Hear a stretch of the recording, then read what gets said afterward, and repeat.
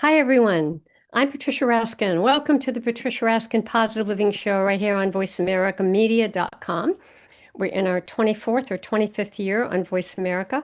I've been on many different programs, many different networks, but always stayed true to Voice America Media. We have wonderful shows. This is the program that shows you how to turn your problems into solutions and your obstacles into opportunities and make your dreams come true.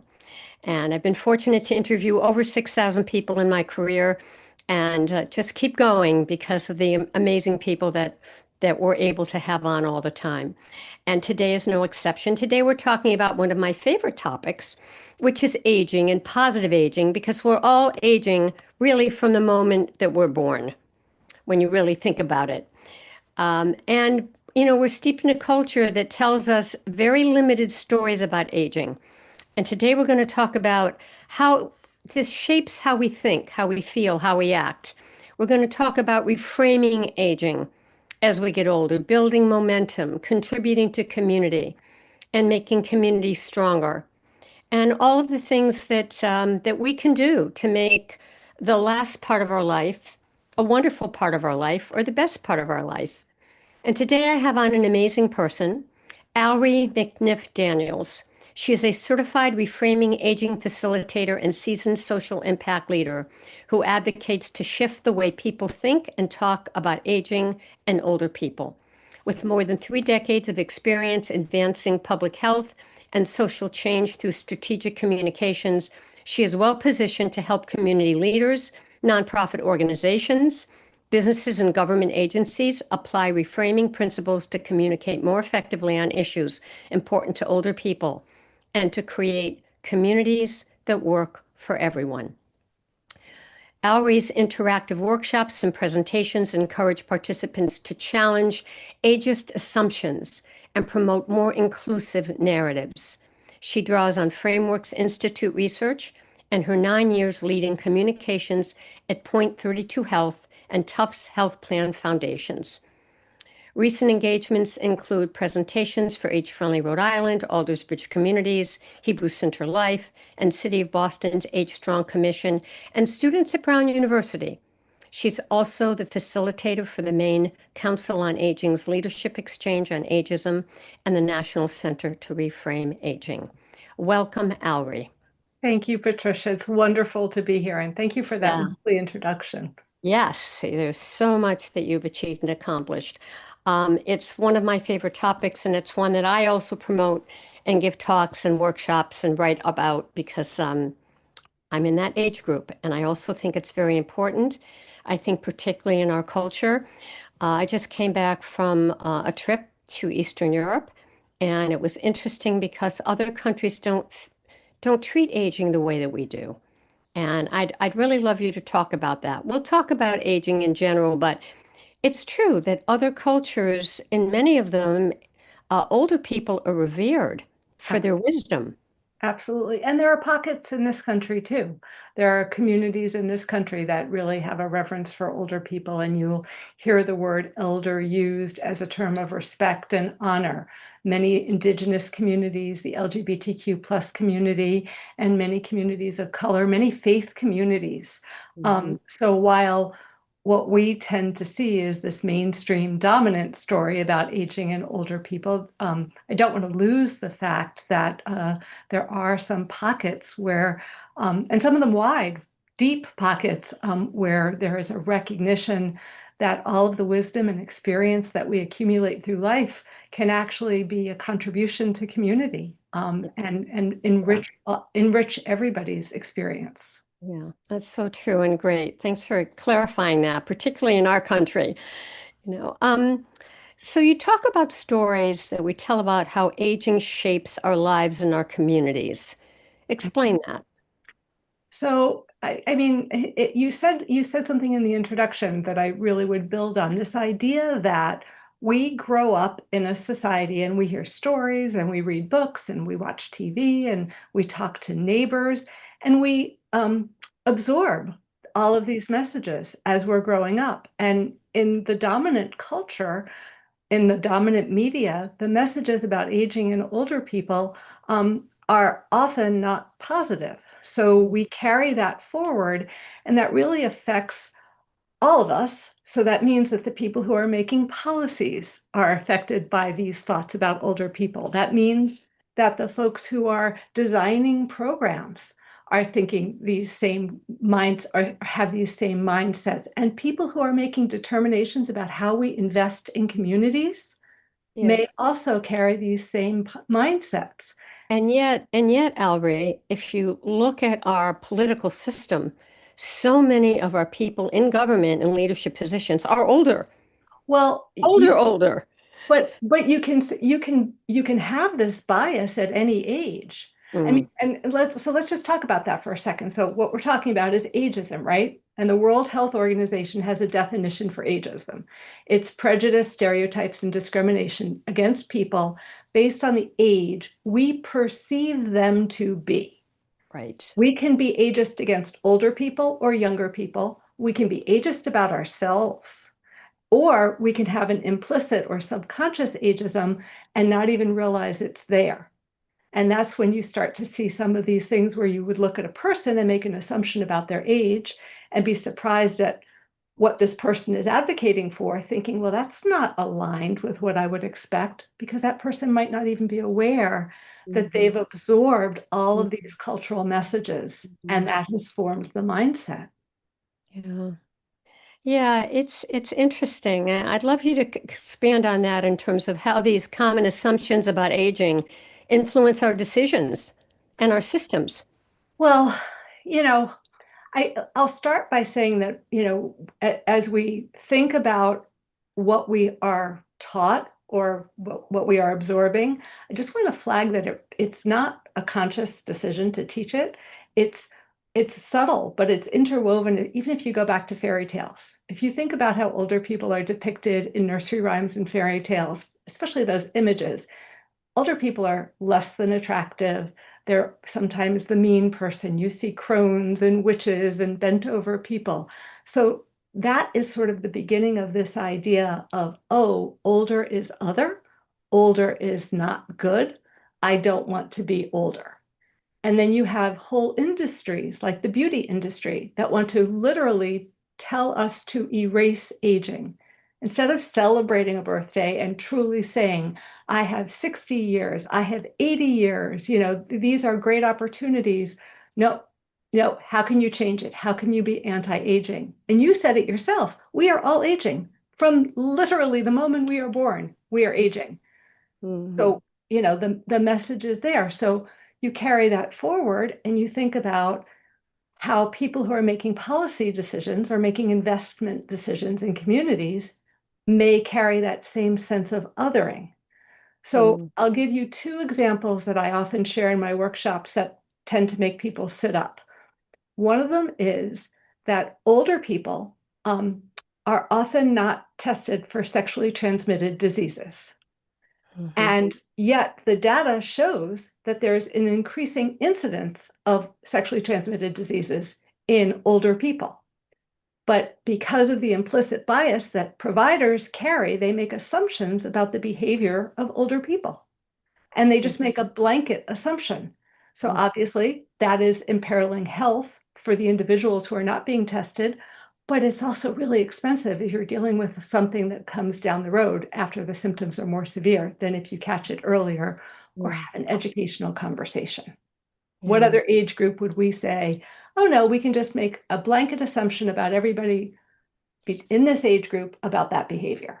Mm, The yeah. other, the But other but what you're saying is the assumption is people don't have the behavior that would give them the STDs at this age. older people aren't sexually active. This is the Right. assumption. Older people aren't sexually active, therefore, we do not have to test them. Right. But if you talk to any group of older people or any group of people who work with older people, they all say, that's not right. Mm, yeah. Especially if it's in a congregate living environment, right? That's a whole other thing. It's like a college dorm all over again. Yes. Yeah. So, and the other thing, although, and this was changed in 2019, but before 2019, there was no policy about age diversity in clinical trials. So before 2019, clinical trials didn't enroll older people on a regular basis.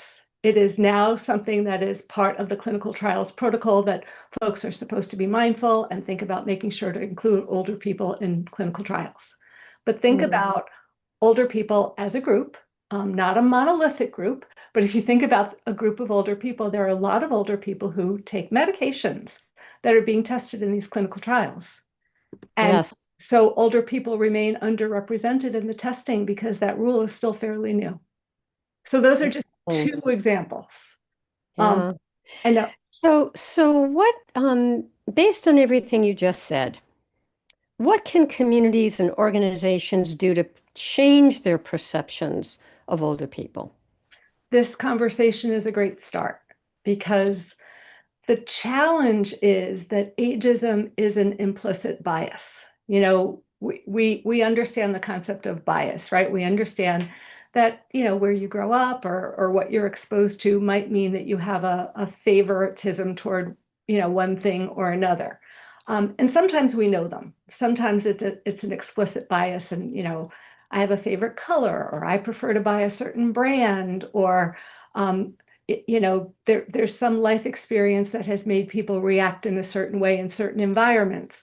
And, you know, sometimes you have to work on that and say, oh, that's a bad message. You know, I want to change that. And that's hard to do, but you have to be aware of it. And ageism is one of those implicit biases that we don't know we have. So we don't know that we have to be aware of it. We don't know that we have to counter it in any way. Mm.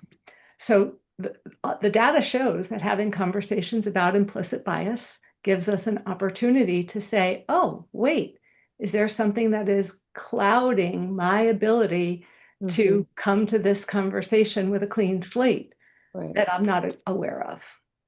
You know, when you think about this in terms of employment, people hiring people, ageism certainly plays. Now, one of the things is that people will say, well, you know, if I hire that person, how long will they last?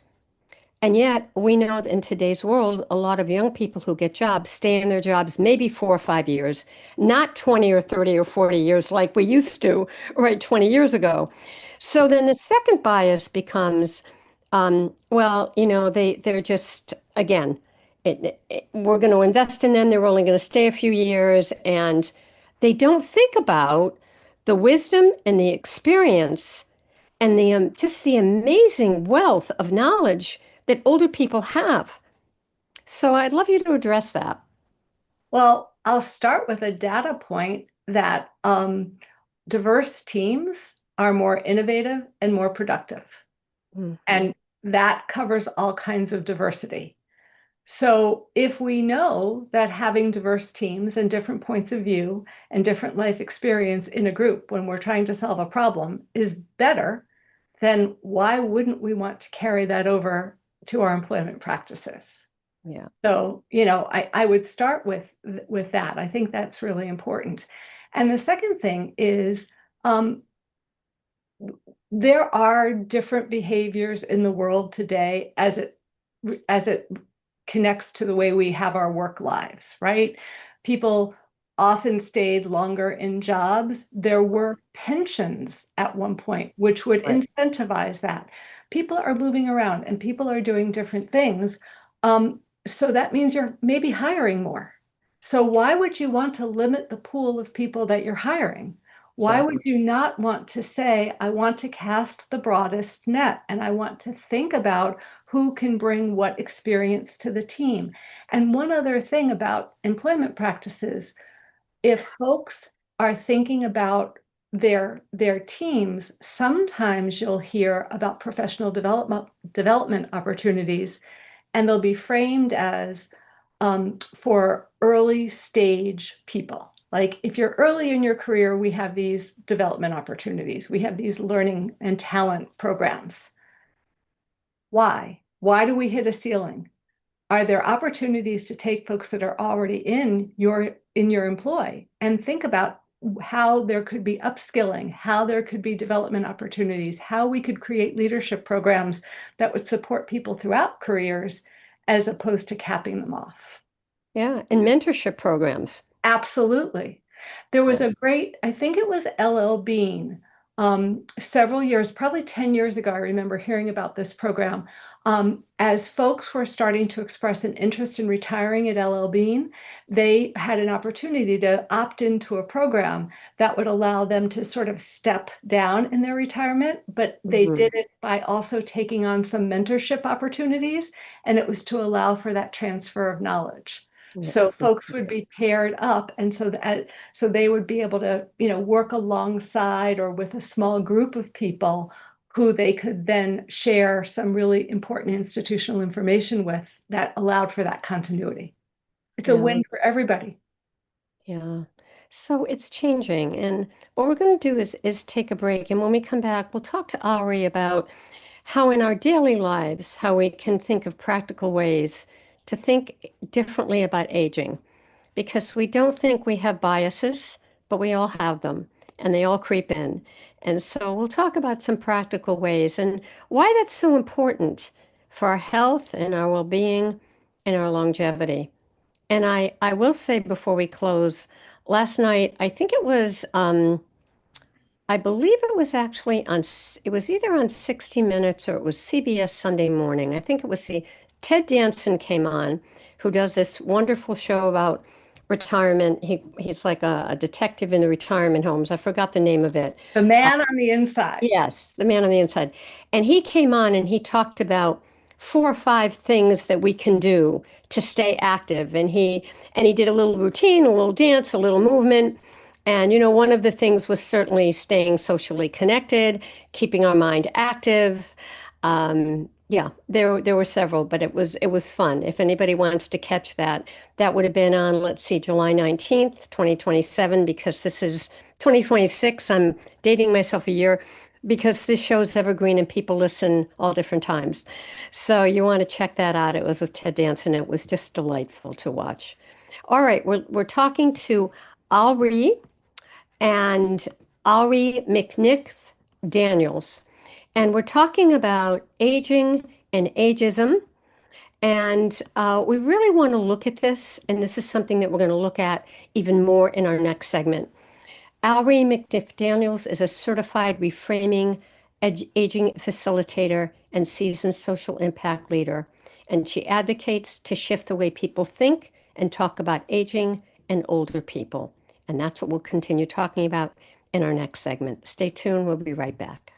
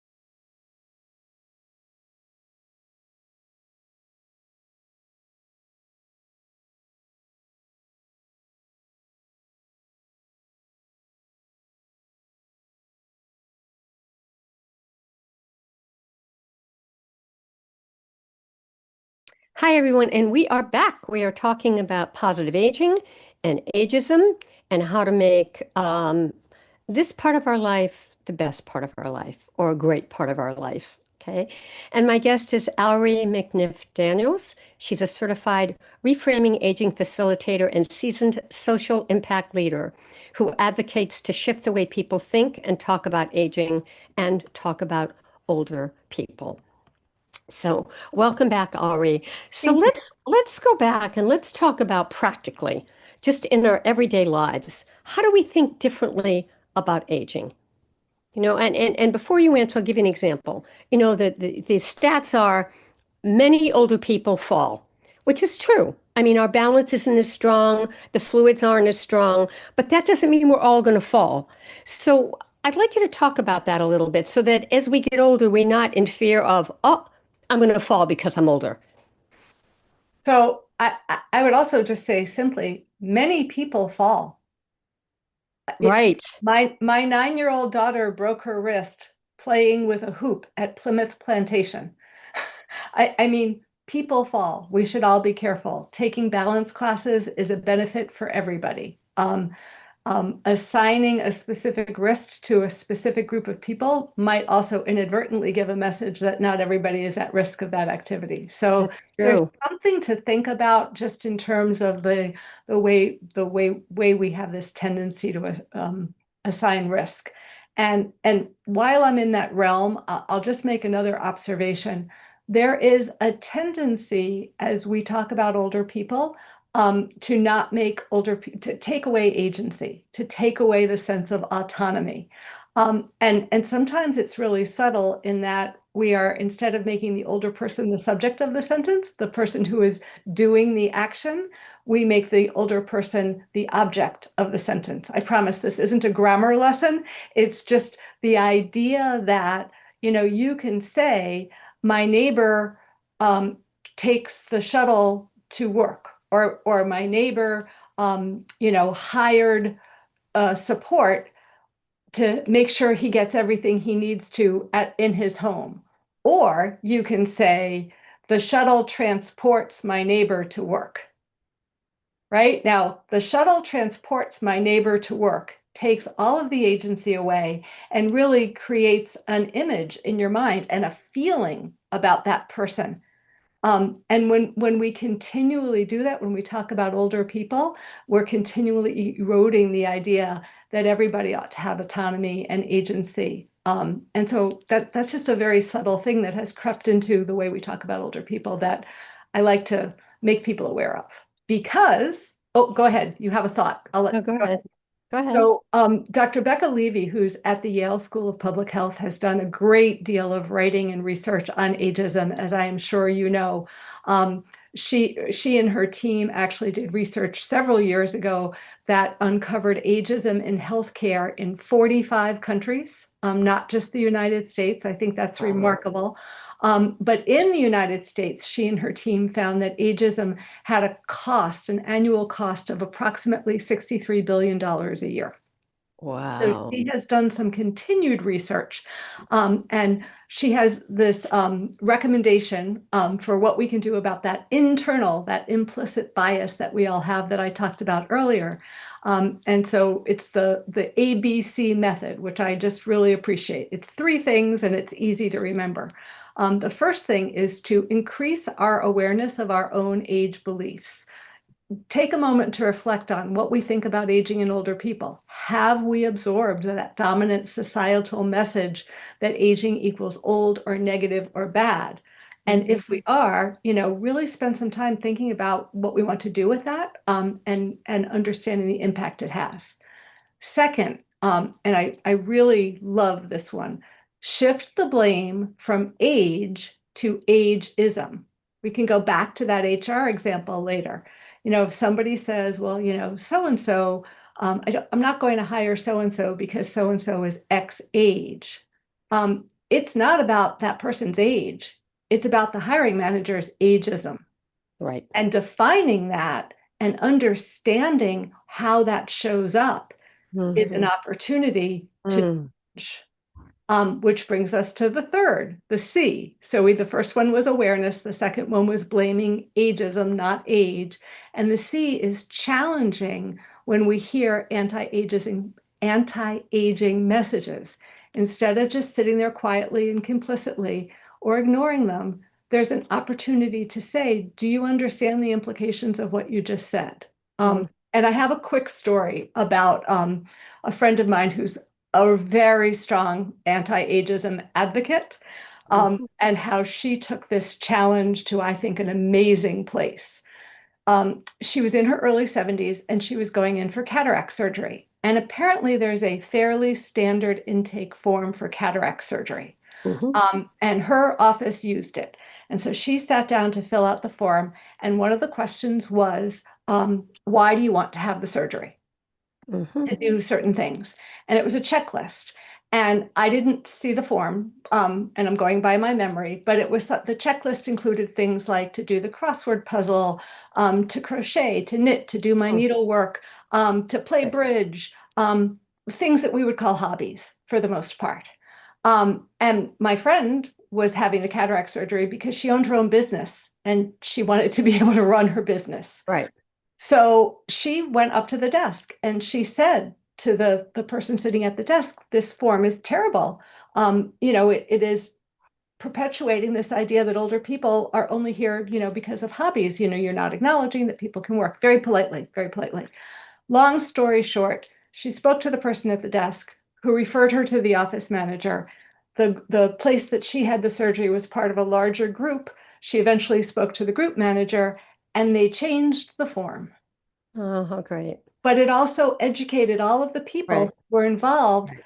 who they didn't intentionally Right. set out to create a form that was going to insult their patients.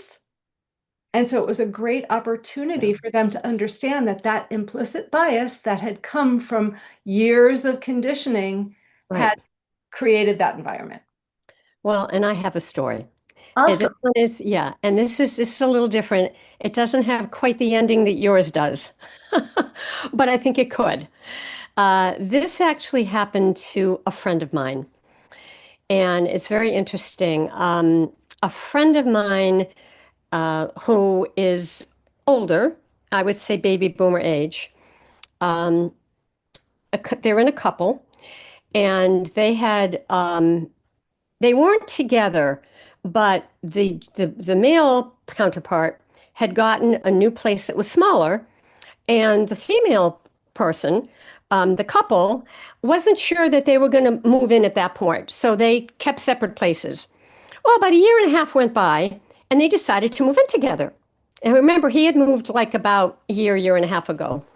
So they moved in and they automatically, I mean, they knew the place was smaller, but when they got together, it was like everything was very, very crowded, very cramped.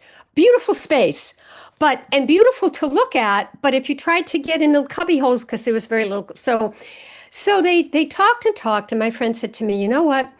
We're just looking around, and they were about to do some traveling, but just lo and behold, this place popped up that was 2 miles away, that was the same, almost in the same price as what they had paid, much bigger. Great.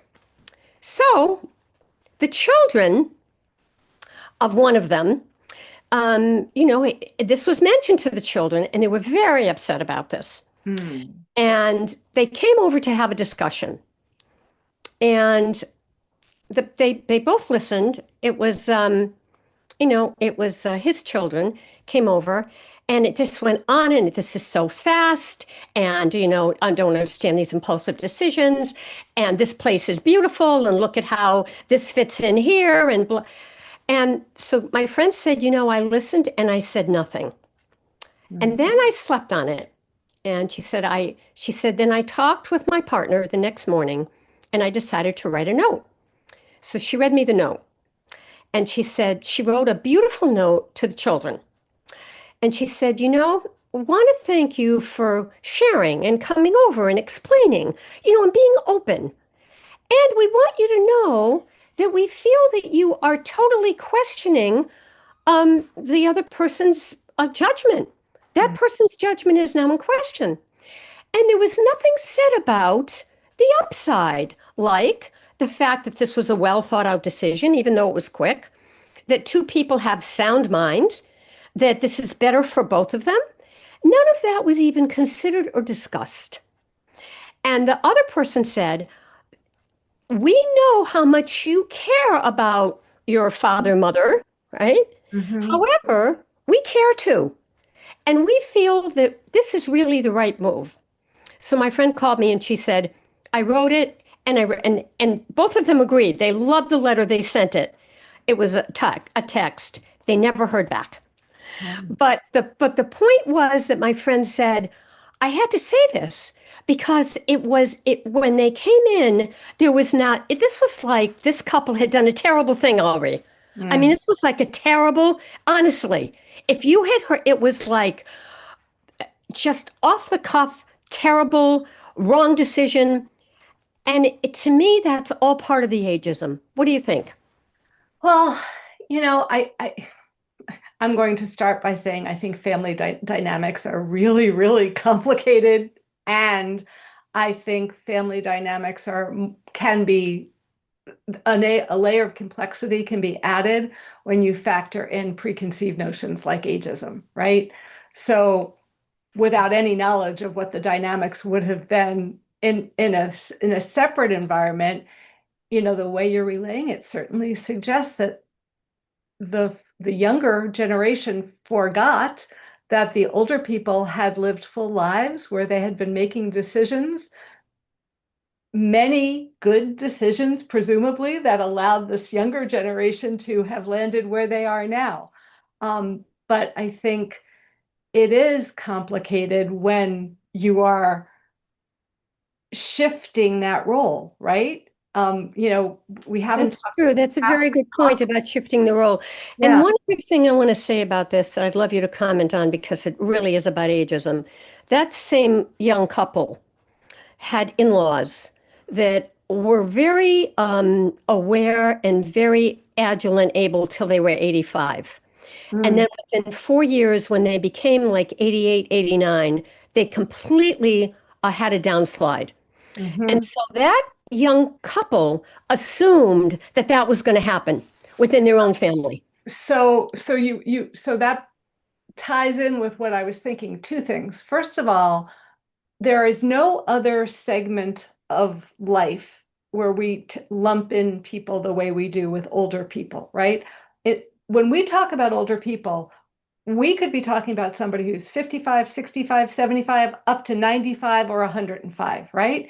That is 5 decades. If Right. you think about the way we talk about people at other stages of life, we've got these little micro segments, right? We have infants and toddlers and preschoolers. We have elementary age, tweens, teenagers, college age, high schooler. We have much smaller segments because we recognize the developmental changes that are happening. But because we look mostly the same once we're adults, and then we hit this age that someone has predetermined. And so we tend to think of people as a monolithic block. And there's so much diversity of That's true. people in terms of, and it's also tied to privilege, right? We are all the sum of our privilege and our barriers. So the way we age is a result, certainly to some degree, to our DNA and to some degree to our choices, but to a very large degree, it's the environment, it's our education, it's did we choose our parents? Did we choose the Yeah. the neighborhood we were raised in? Did our Yeah. faith, our Yeah. culture, all of those things. So to assume that one couple has an experience and therefore it transfers to another is a big leap. But I will also say, and this is not the subject of today's conversation, but this raises the thought, family caregiving is a tremendous responsibility. And Yes. there's just now, I think, starting to be a deeper understanding of the impact of family caregiving, the untold hundreds of thousands of hours unpaid that are being done in this country. Who carries that burden? Whose careers Mm, bear the brunt of that burden? yeah. What that looks like. Yeah. So, I do just want to say out loud that when you're navigating space and you've had a family caregiving experience, like everything else, it's probably really hard to enter into other conversations without that filter because it is such an all-encompassing role and it has such deep implications for the rest of your life, financially, emotionally, socially, Yeah. perhaps for your children Yeah. as well. So, Yeah, I agree with that, but I also think, Ari, that if you are doing well at that age, right, you have companionship, you have partnership, and you're doing well, to me, that should be celebrated because that takes a burden off of the children, right? I mean, here are two people that are taking care of each other and helping each other, and now the children have much less responsibility. it, that that goes back to agency and autonomy, right?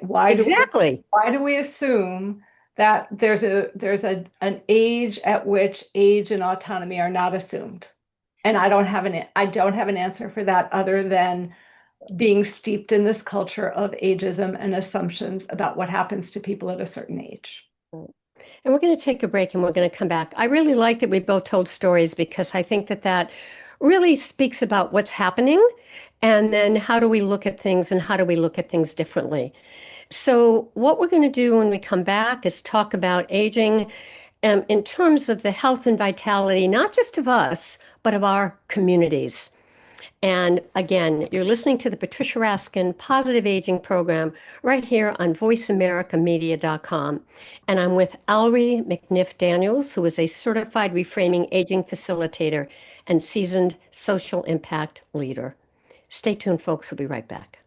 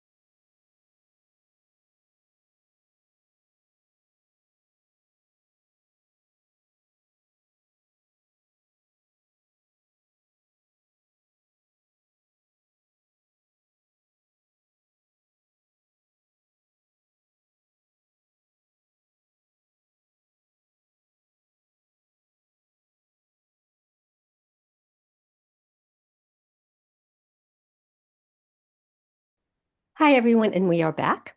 We are talking about one of my favorite subjects, positive aging. It was always positive living, but now that I'm older, it's positive aging. And my guest is Alrie McNiff Daniels, who is a certified reframing aging facilitator and seasoned social impact leader. And she advocates to shift the way people think and talk about aging and older people. So, welcome back, Alrie. So, Thank you. let's talk about the impact with society. Why does the way we think about aging matter? Also for the health and vitality, not just of us and our family members and our loved ones, but our communities. So there's a couple of things that I would like people to think about on this topic. So um, when we think about our community supports, generally speaking, broadly speaking, if you live in a town with a town meeting and you're part of those budget conversations or you follow your local news, you'll often see things about investments in education, right? The verb that is used is always like, we have to invest in our education, or we're building a new high school, this is an investment for the future. But when we talk about programs and supports for other segments of the population, we often hear about the cost.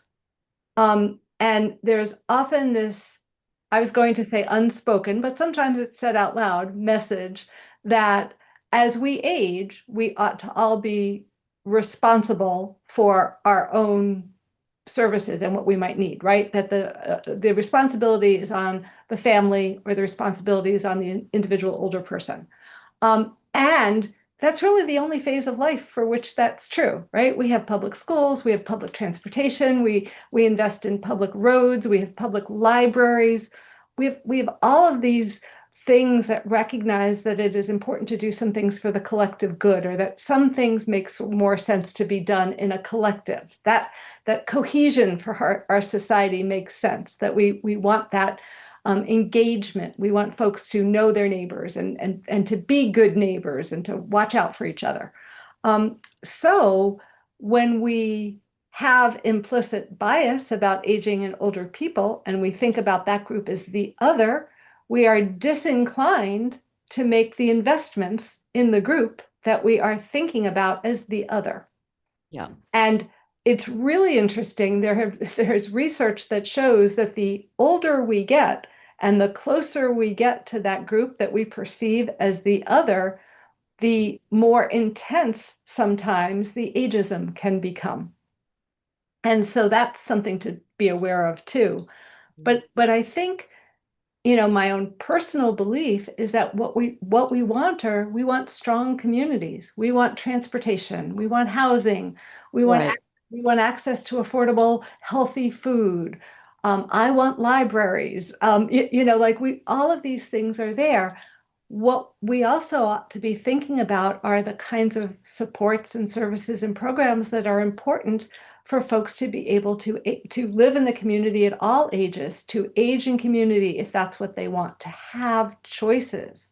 So whether that's Meals on Wheels, whether that's home care nurses, whether that's daycare programs for folks living with Alzheimer's, whatever that looks like, are we thinking about those in communities? Because those are the supports that are there. It's really difficult to think about doing that on an individual basis or a family basis. But if we think about sharing that responsibility among the community, and then you also have community support, that emotional support when you're going through a I difficult think time. that's important. Now, I want to speak about that in terms of different socioeconomic backgrounds, because we often think of that community support for people in their lower socioeconomic rather than in the middle or the higher, where you have just as much support for those areas too. I don't know if people take advantage of it as much. I'd love you to talk about that.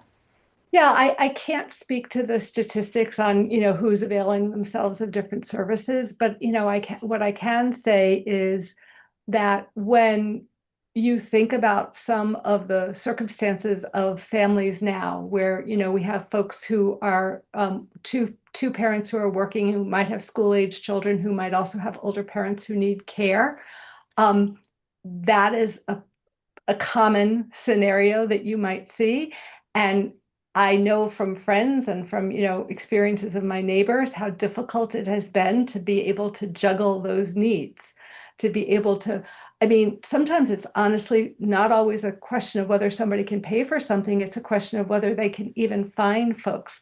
The training isn't there. We do not value some of the job titles, right? If you're looking for a certified home aide, if you're looking for some of these other job positions, those are not valued.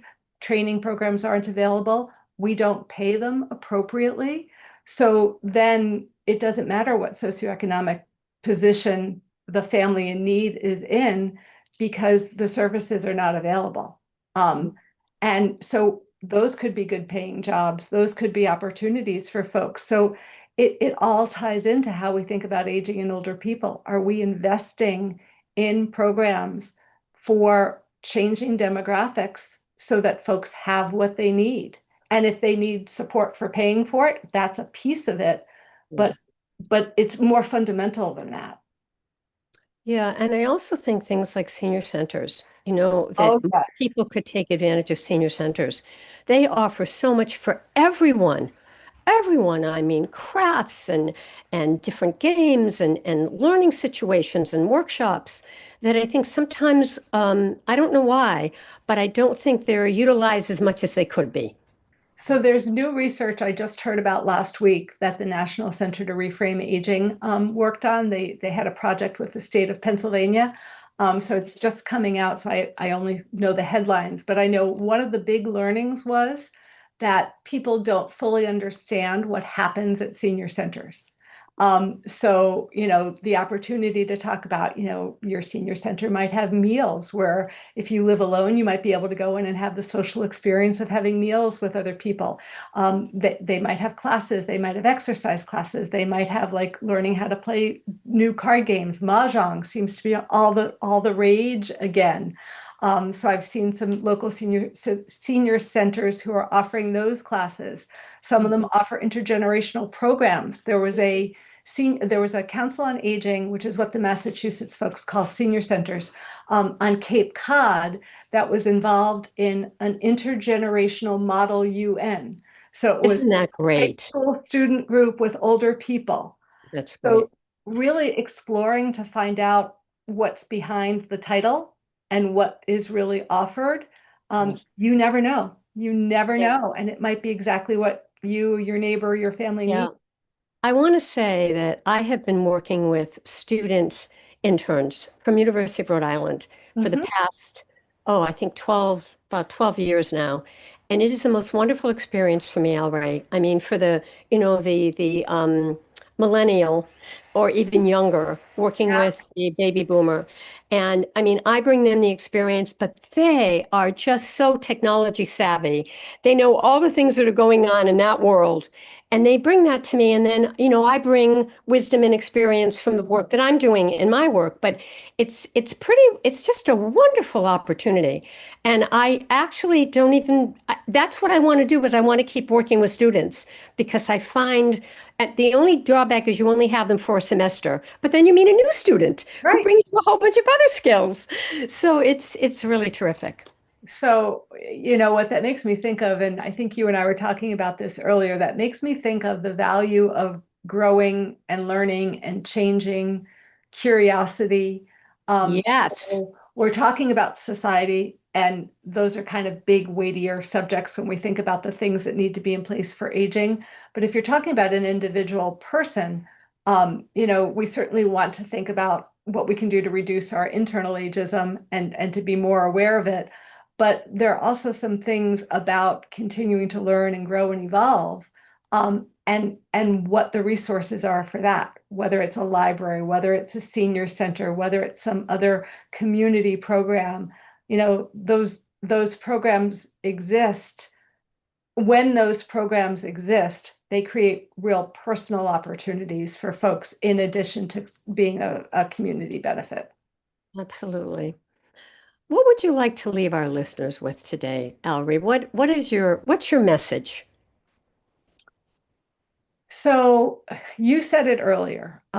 We tend to think of aging as only a specific piece of life, but aging and living are synonymous.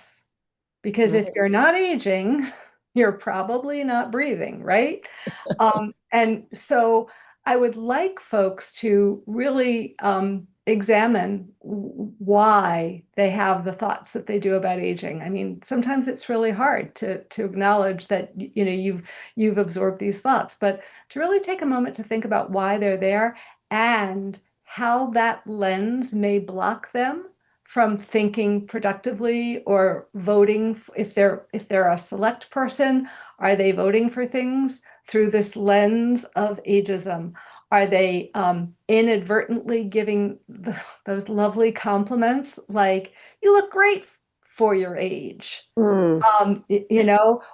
How's it showing up in their daily life? Mm. And do they want it to show up that way? And if not, to do the work.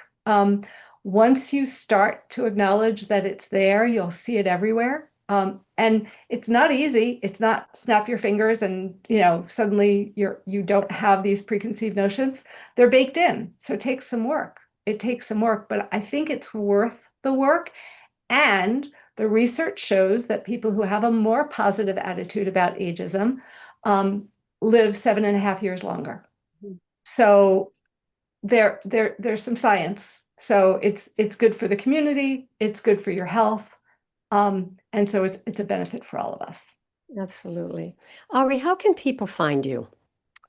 My email is alrie@me.com. That is the best way to reach out, and I'd be delighted to talk to folks about how we can do reframing aging in their community. Right. ALRIE@me.com. And your website.